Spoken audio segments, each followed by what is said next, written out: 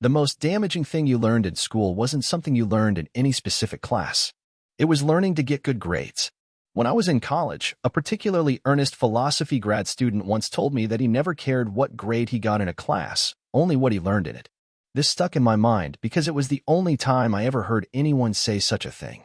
For me, as for most students, the measurement of what I was learning completely dominated actual learning in college. I was fairly earnest. I was genuinely interested in most of the classes I took, and I worked hard. And yet I worked by far the hardest when I was studying for a test. In theory, tests are merely what their name implies, tests of what you've learned in the class.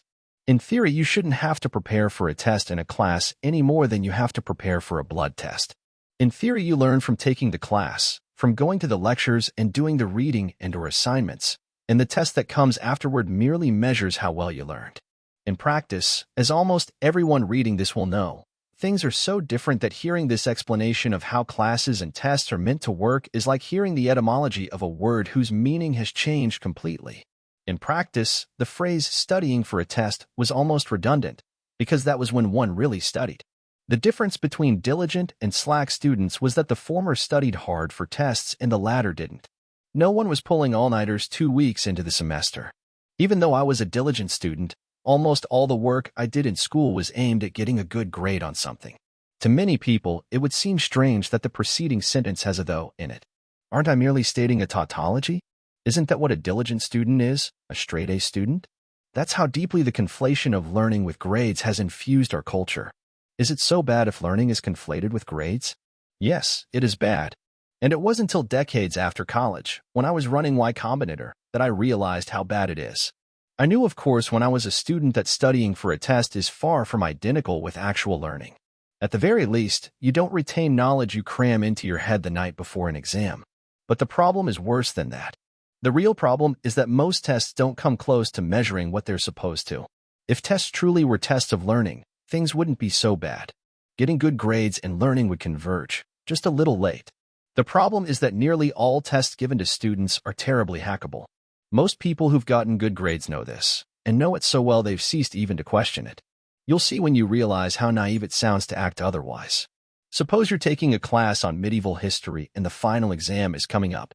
The final exam is supposed to be a test of your knowledge of medieval history, right? So if you have a couple days between now and the exam, surely the best way to spend the time, if you want to do well on the exam, is to read the best books you can find about medieval history. Then you'll know a lot about it and do well on the exam. No, experienced students are saying to themselves. If you merely read good books on medieval history, most of the stuff you learned wouldn't be on the test. It's not good books you want to read, but the lecture notes and assigned reading in this class. And even most of that you can ignore, because you only have to worry about the sort of thing that could turn up as a test question. You're looking for sharply defined chunks of information. If one of the assigned readings has an interesting digression on some subtle point, you can safely ignore that, because it's not the sort of thing that could be turned into a test question. But if the professor tells you that there were 3 underlying causes of the schism of 1378, or 3 main consequences of the Black Death, you'd better know them. And whether they were in fact the causes or consequences is beside the point. For the purposes of this class they are. At a university, there are often copies of old exams floating around, and these narrow still further what you have to learn. As well as learning what kind of questions this professor asks, you'll often get actual exam questions. Many professors reuse them. After teaching a class for 10 years, it would be hard not to, at least inadvertently. In some classes, your professor will have had some sort of political axe to grind, and if so, you'll have to grind it too. The need for this varies. In classes in math or the hard sciences or engineering, it's rarely necessary, but at the other end of the spectrum, there are classes where you couldn't get a good grade without it. Getting a good grade in a class on X is so different from learning a lot about X that you have to choose one or the other, and you can't blame students if they choose grades. Everyone judges them by their grades, graduate programs, employers, scholarships, even their own parents. I liked learning, and I really enjoyed some of the papers and programs I wrote in college. But did I ever, after turning in a paper in some class, sit down and write another just for fun? Of course not. I had things due in other classes. If it ever came to a choice of learning or grades, I chose grades. I hadn't come to college to do badly. Anyone who cares about getting good grades has to play this game, or they'll be surpassed by those who do. And at elite universities, that means nearly everyone. since someone who didn't care about getting good grades probably wouldn't be there in the first place. The result is that students compete to maximize the difference between learning and getting good grades. Why are tests so bad? More precisely, why are they so hackable? Any experienced programmer could answer that. How hackable is software whose author hasn't paid any attention to preventing it from being hacked? Usually it's as porous as a colander. Hackable is the default for any test imposed by an authority. The reason the tests you're given are so consistently bad, so consistently far from measuring what they're supposed to measure, is simply that the people creating them haven't made much effort to prevent them from being hacked. But you can't blame teachers if their tests are hackable. Their job is to teach, not to create unhackable tests. The real problem is grades, or more precisely, that grades have been overloaded. If grades were merely a way for teachers to tell students what they were doing right and wrong, like a coach giving advice to an athlete, students wouldn't be tempted to hack tests. But unfortunately, after a certain age, grades become more than advice. After a certain age, whenever you're being taught, you're usually also being judged. I've used college tests as an example, but those are actually the least hackable. All the tests most students take their whole lives are at least as bad, including, most spectacularly of all, the test that gets them into college. If getting into college were merely a matter of having the quality of one's mind measured by admissions officers the way scientists measure the mass of an object, we could tell teenage kids, learn a lot, and leave it at that. You can tell how bad college admissions are, as a test, from how unlike high school that sounds.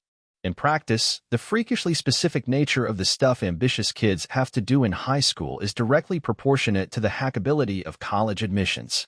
The classes you don't care about that are mostly memorization, the random, extracurricular activities you have to participate in to show you're well-rounded, the standardized test as artificial as chess, the essay you have to write that's presumably meant to hit some very specific target, but you're not told what.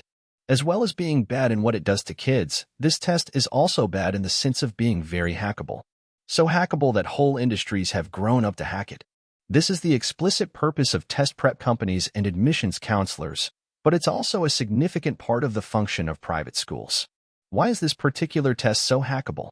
I think because of what it's measuring. Although the popular story is that the way to get into a good college is to be really smart, admissions officers at elite colleges neither are, nor claim to be, looking only for that. What are they looking for? They're looking for people who are not simply smart, but admirable in some more general sense.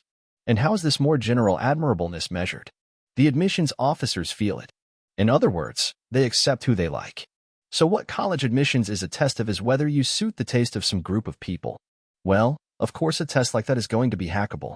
And because it's both very hackable and there's thought to be a lot at stake, it's hacked like nothing else. That's why it distorts your life so much for so long. It's no wonder high school students often feel alienated. The shape of their lives is completely artificial. But wasting your time is not the worst thing the educational system does to you. The worst thing it does is to train you that the way to win is by hacking bad tests. This is a much subtler problem that I didn't recognize until I saw it happening to other people. When I started advising startup founders at Y Combinator, especially young ones, I was puzzled by the way they always seemed to make things overcomplicated. How, they would ask, do you raise money? What's the trick for making venture capitalists want to invest in you? The best way to make VCs want to invest in you, I would explain, is to actually be a good investment. Even if you could trick VCs into investing in a bad startup, you'd be tricking yourselves too. You're investing time in the same company you're asking them to invest money in. If it's not a good investment, why are you even doing it? Oh, they'd say, and then after a pause to digest this revelation, they'd ask, what makes a startup a good investment? So I would explain that what makes a startup promising, not just in the eyes of investors, but in fact, is growth. Ideally in revenue, but failing that in usage. What they needed to do was get lots of users. How does one get lots of users? They had all kinds of ideas about that. They needed to do a big launch that would get them exposure. They needed influential people to talk about them. They even knew they needed to launch on a Tuesday because that's when one gets the most attention. No, I would explain, that is not how to get lots of users. The way you get lots of users is to make the product really great. Then people will not only use it but recommend it to their friends, so your growth will be exponential once you get it started. At this point, I've told the founders something you'd think would be completely obvious, that they should make a good company by making a good product. And yet their reaction would be something like the reaction many physicists must have had when they first heard about the theory of relativity, a mixture of astonishment at its apparent genius, combined with a suspicion that anything so weird couldn't possibly be right. Okay, they would say, dutifully. And could you introduce us to such and such influential person? And remember, we want to launch on Tuesday. It would sometimes take founders years to grasp these simple lessons. And not because they were lazy or stupid. They just seemed blind to what was right in front of them.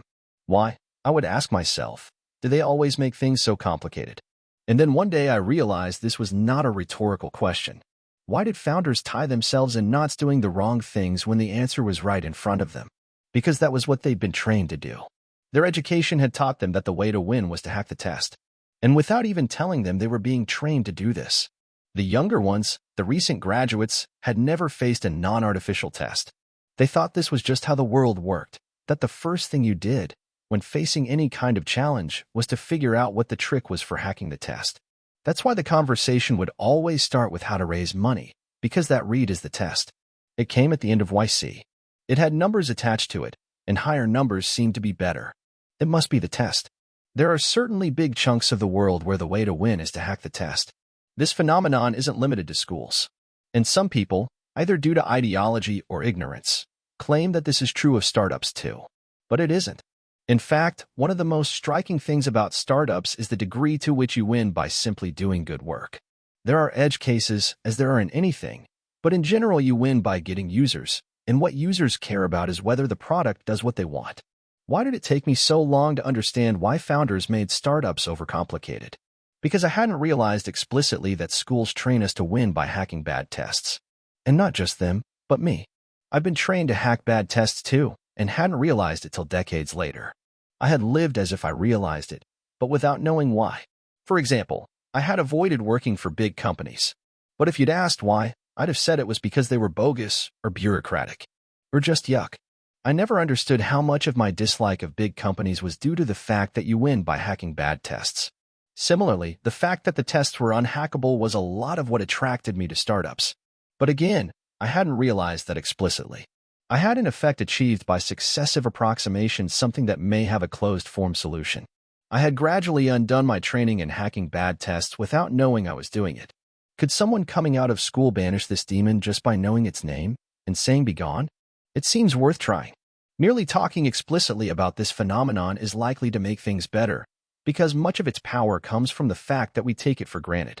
After you've noticed it, it seems the elephant in the room, but it's a pretty well camouflaged elephant. The phenomenon is so old and so pervasive, and it's simply the result of neglect. No one meant things to be this way. This is just what happens when you combine learning with grades, competition, and the naive assumption of unhackability. It was mind-blowing to realize that two of the things I'd puzzled about the most, the bogusness of high school and the difficulty of getting founders to see the obvious, both had the same cause. It's rare for such a big block to slide into place so late. Usually when that happens, it has implications in a lot of different areas, and this case seems no exception. For example, it suggests both that education could be done better and how you might fix it. But it also suggests a potential answer to the question all big companies seem to have. How can we be more like a startup? I'm not going to chase down all the implications now. What I want to focus on here is what it means for individuals. To start with, it means that most ambitious kids graduating from college have something they may want to unlearn. But it also changes how you look at the world. Instead of looking at all the different kinds of work people do and thinking of them vaguely as more or less appealing, you can now ask a very specific question that will sort them in an interesting way. To what extent do you win at this kind of work by hacking bad tests? It would help if there was a way to recognize bad tests quickly. Is there a pattern here? It turns out there is.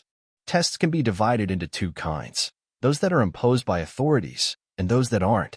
Tests that aren't imposed by authorities are inherently unhackable, in the sense that no one is claiming their test of anything more than they actually test. A football match, for example, is simply a test of who wins, not which team is better. You can tell that from the fact that commentators sometimes say afterward that the better team won. Whereas tests imposed by authorities are usually proxies for something else. A test in a class is supposed to measure not just how well you did on that particular test, but how much you learned in the class. While tests that aren't imposed by authorities are inherently unhackable, those imposed by authorities have to be made unhackable. Usually they aren't. So as a first approximation, bad tests are roughly equivalent to tests imposed by authorities. You might actually like to win by hacking bad tests. Presumably some people do. But I bet most people who find themselves doing this kind of work don't like it. They just take it for granted that this is how the world works, unless you want to drop out and be some kind of hippie artisan. I suspect many people implicitly assume that working in a field with bad tests is the price of making lots of money. But that, I can tell you, is false. It used to be true. In the mid-20th century, when the economy was composed of oligopolies, the only way to the top was by playing their game. But it's not true now. There are now ways to get rich by doing good work, and that's part of the reason people are so much more excited about getting rich than they used to be. When I was a kid, you could either become an engineer and make cool things, or make lots of money by becoming an executive. Now you can make lots of money by making cool things. Hacking bad tests is becoming less important as the link between work and authority erodes. The erosion of that link is one of the most important trends happening now, and we see its effects in almost every kind of work people do. Startups are one of the most visible examples, but we see much the same thing in writing. Writers no longer have to submit to publishers and editors to reach readers. Now they can go direct. The more I think about this question, the more optimistic I get. This seems one of those situations where we don't realize how much something was holding us back until it's eliminated. And I can foresee the whole bogus edifice crumbling. Imagine what happens as more and more people start to ask themselves if they want to win by hacking bad tests, and decide that they don't. The kinds of work where you win by hacking bad tests will be starved of talent, and the kinds where you win by doing good work will see an influx of the most ambitious people. And as hacking bad tests shrinks in importance, education will evolve to stop training us to do it.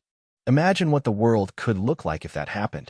This is not just a lesson for individuals to unlearn, but one for society to unlearn, and we'll be amazed at the energy that's liberated when we do.